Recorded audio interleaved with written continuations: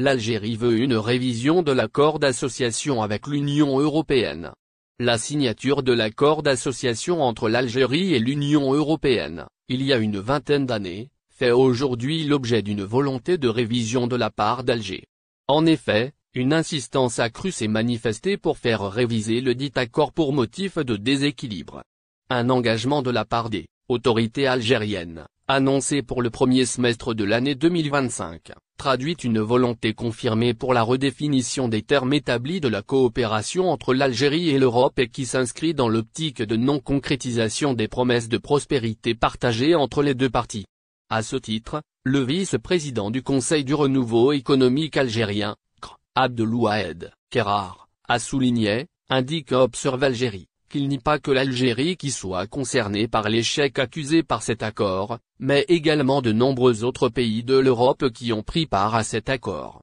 La promesse de la prospérité partagée n'a pas débouché sur les résultats escomptés depuis la signature de l'accord d'association en 2005. L'Algérie s'est donc retrouvée à jouer un rôle de fournisseur énergétique et rien de plus. L'échec indéniable de l'accord d'association Algérie-Union européenne. Bien que l'Algérie soit un partenaire stratégique de l'Union européenne, l'état des lieux de l'accord reflète un certain manquement. Néanmoins, ce statut exhorte les autorités algériennes à privilégier une révision basée sur des négociations à la place d'une simple dénonciation de l'échec de l'accord. Selon la même source, M. Kerar a indiqué que cette démarche reflète une volonté de maintenir et d'approfondir les liens avec un partenaire majeur, tout en rectifiant les déséquilibres structurels de la relation. Parmi les principaux éléments que renferme cette révision, le rôle joué par l'Algérie en tant que fournisseur de gaz et de pétrole.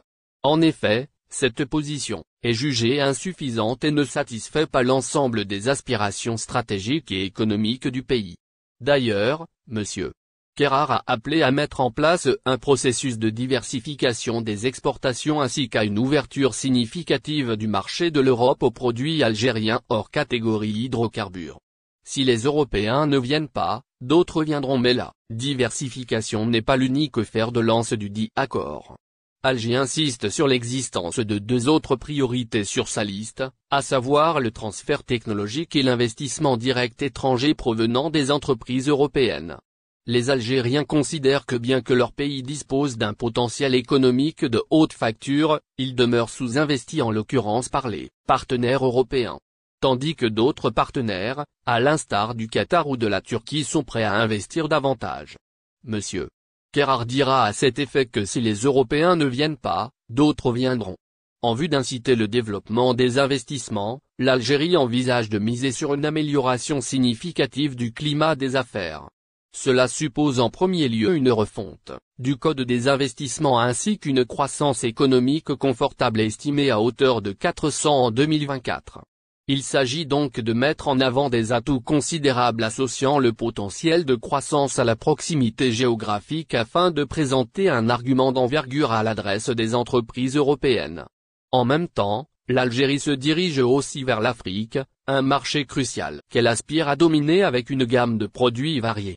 Cette perspective s'aligne sur un objectif de réduire graduellement sa dépendance aux hydrocarbures tout en optimisant ses possibilités.